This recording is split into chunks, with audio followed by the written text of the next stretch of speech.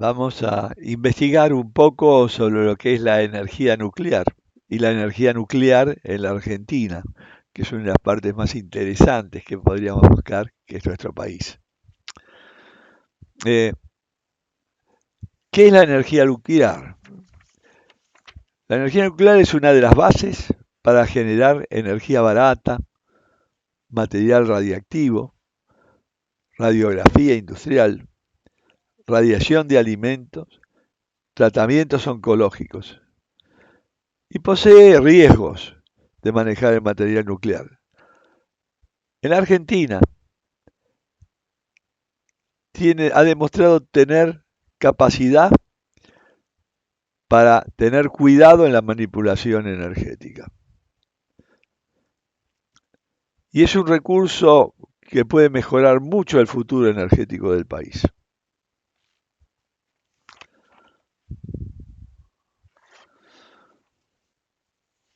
Veamos ahora un poco la historia en la Argentina de cómo se dio esto.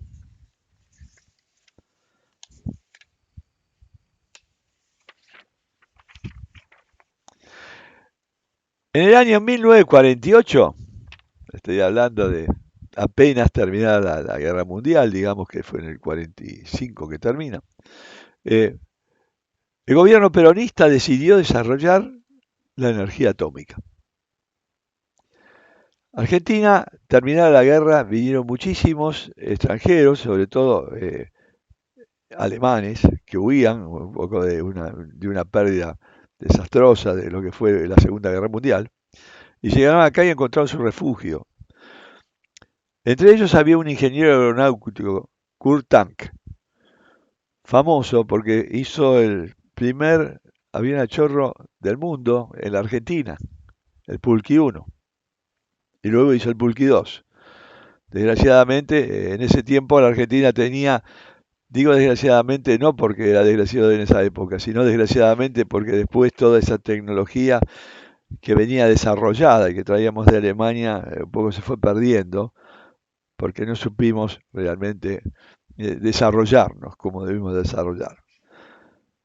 Este Kurt Tank, que era un hombre muy capaz, recomendó a un físico austríaco, Ronald Richter.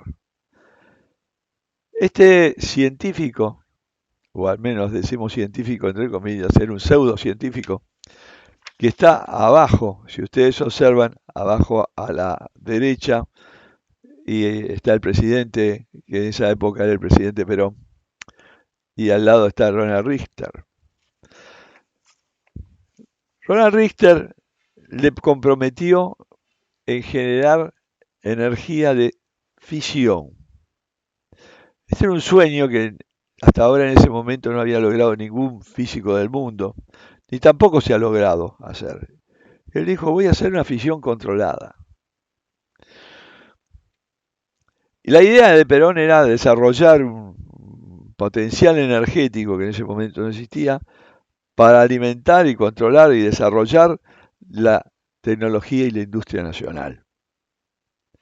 En 1951 se inicia una planta en la isla Huemul, en San Carlos de Bariloche.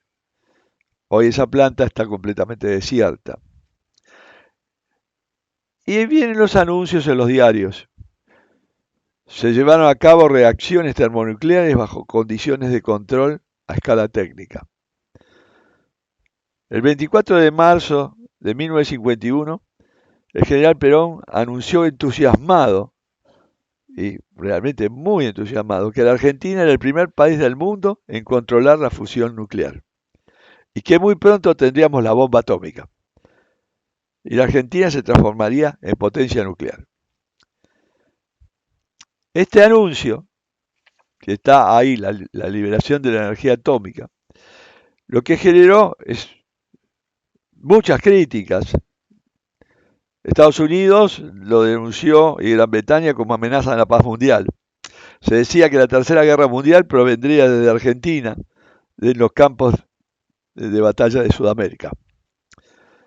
Pero el tiempo pasaba y las novedades esperadas no aparecían. Esta situación motivó al gobierno a desconfiar y envió una comisión fiscalizadora integrada por los más importantes físicos argentinos, encabezados por el doctor José Balseiro, cuyo rostro está en la foto en la derecha. Era uno de los ingenieros más capaces que en ese momento tenía la Argentina. Y visitan la isla en 1952 con los mejores físicos de ese momento. Y después de una estadía de 3 días comprobaron que el físico no había tenido ningún resultado. Ese experimento, que lo vemos ahí a la izquierda, a la derecha, en la parte superior, mostraba que él estaba haciendo todo este tipo de reacciones, pero cuando los demás vieron, dijeron, esto es una falsedad.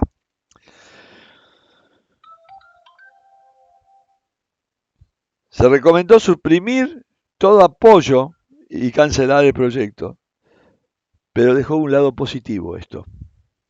Y el lado positivo es la creación de la Comisión Nacional de Energía Atómica y un centro de excelencia, que es el Balseiro, para formar a físicos y científicos. Ese fue el Buenos Aires que se fue.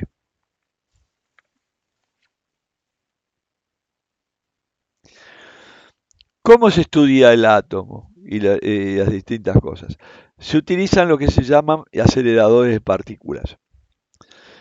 El primer acelerador es el que vemos arriba, el primero a la izquierda. Consiste en un acelerador que se denomina lineal. Se colocan distintas placas generando un campo eléctrico que va acelerando cada vez mayor tensión, va en forma creciente, y va acelerando una partícula que está ionizada, es decir, que tiene cargas. Se le carga se lo proyecta directamente y a través de un tubo que se ve ahí en el centro, en el tubo del centro que se ve acá,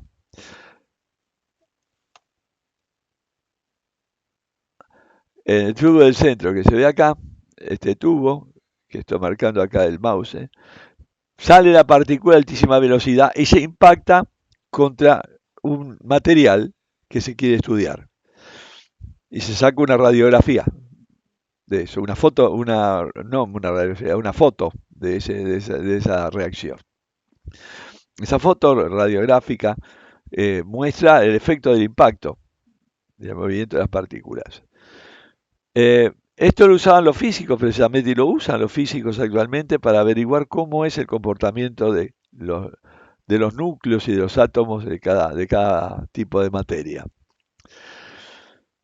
Vemos acá cómo se instala ese primer acelerador lineal en el centro, es el primero de todos que está construido en los primeros años del año 30, más o menos, y a través de él se llega al famoso ciclotrón, que es el que está a la derecha. El ciclotrón consiste en dos masas, fíjense, una superior y una inferior, donde se generan campos eléctricos, y al centro vienen dos placas semicirculares. Veamos sus esquemas. El esquema es este. Acá estaría lo que veíamos arriba y abajo, que eran los generadores de un campo magnético. Ese campo magnético cruza de arriba para abajo a estas dos placas semicirculares. Estas dos placas semicirculares, si ustedes observan acá, verán que hay una conexión a un generador eléctrico de alta frecuencia y de frecuencia variable. Este generador hace que los electrones que están ahí adentro o las partículas cargadas empiecen a girar alrededor de estas dos placas. Ese círculo va tomando mayor velocidad en la medida que se va acelerando. El campo magnético, en cierto modo, hace que la trayectoria sea circular, porque es vertical y se origina una trayectoria circular. No circular, sino más bien una trayectoria de tipo espiral. Esa espiral va agrandándose y acercándose, y según se modifique la frecuencia de corriente que está alimentando a este generador, generará una trayectoria que cada vez se va acelerando más. A diferencia del lineal, las longitudes no tienen que ser tan grandes. Acá, por ejemplo, en el lineal necesitaremos una complicación de una longitud muy grande para acelerar una partícula que empieza por acá y está acelerada por campos eléctricos. Acá, directamente el campo eléctrico es mucho más chico, pero este ciclotrón, se lo llama ciclotrón porque ese es un ciclo, sale a partícula a una potencia tremenda. Mejor dicho, no a una potencia, sino a una energía tremenda. Esa energía tremenda impacta sobre la materia que queremos ver o que queremos estudiar, y ese choque, esa partícula, produce una reacción, que sea una reacción de tipo nuclear. En esa reacción se estudia un poco cuál es la energía desprendida, cuál es en qué sustancia se descompone esta partícula impactada. Esta gente estudiando esto, se genera lo que en Estados Unidos, una primera guerra. Alemania, estábamos terminando la guerra, Alemania corre el peligro, tienen las noticias de que están generando una bomba nuclear. Y entonces los americanos se ponen manos a la obra para ganar en esa, y generan los artefactos explosivos de gran poder para encontrar una reacción en cadena que pudiera hacer un armamento que pudiera terminar la guerra inmediatamente.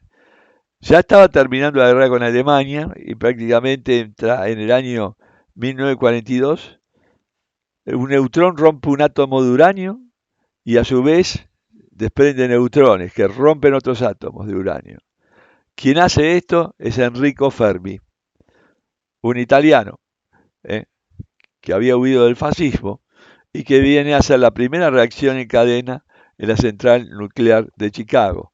Este hombre está acá, juntamente con otro que es Oppenheimer, que fue un poco el que ideó con esto, lideró la construcción de la bomba atómica, gran físico. ¿Cuál fue su logro? Tres bombas que tienen unos nombres muy divertidos quizás, ¿no? Este se denomina el proyecto Manhattan, donde las empresas trabajaron por $1 que le cobraron al gobierno, nada más. Y la idea era hacer uso de ella en combate, en 1945, contra las ciudades japonesas de Hiroshima y Nagasaki. El nombre de las bombas es muy cómico. Trinity, Trinidad, que hace Estados Unidos, que tiene una potencia de 19 kilotones, y la tiran en Los Álamos. Cuando descubren realmente la potencia se quedan admirados de lo que podían hacer. Ellos habían construido 3 bombas, no tenían nada más, no tenían más material en ese momento. Una era la Little Boy, el chico pequeño, que era la primera bomba atómica usada en el ataque aéreo a Hiroshima. Tenía 16 kilotones, no tenía 19, era mucho menor. Y destruyó la ciudad, como vemos en la imagen. Prácticamente mató 80.000 personas en un día. La segunda bomba fue tirada al día siguiente sobre Japón, que fue llamada Fat Man, hombre gordo, porque era una bomba gorda y la otra era una bomba flaca. Esa bomba fue tirada sobre Nagasaki, donde provoca otra reacción, otra destrucción de la población. Lógicamente que eso logró una gran enemistad en toda la población humana, porque vieron que eso es una historia que Estados Unidos siempre fue asociado a esa destrucción masiva. Los investigadores, Estados Unidos mismo trató de cambiar una vez terminada la guerra, trató de cambiar esa imagen y empezaron a ver qué se podía hacer con el átomo para difundir los usos pacíficos de la energía atómica. Y empezaron a colaborar con todos los países para resolver los problemas generados sobre la radiación.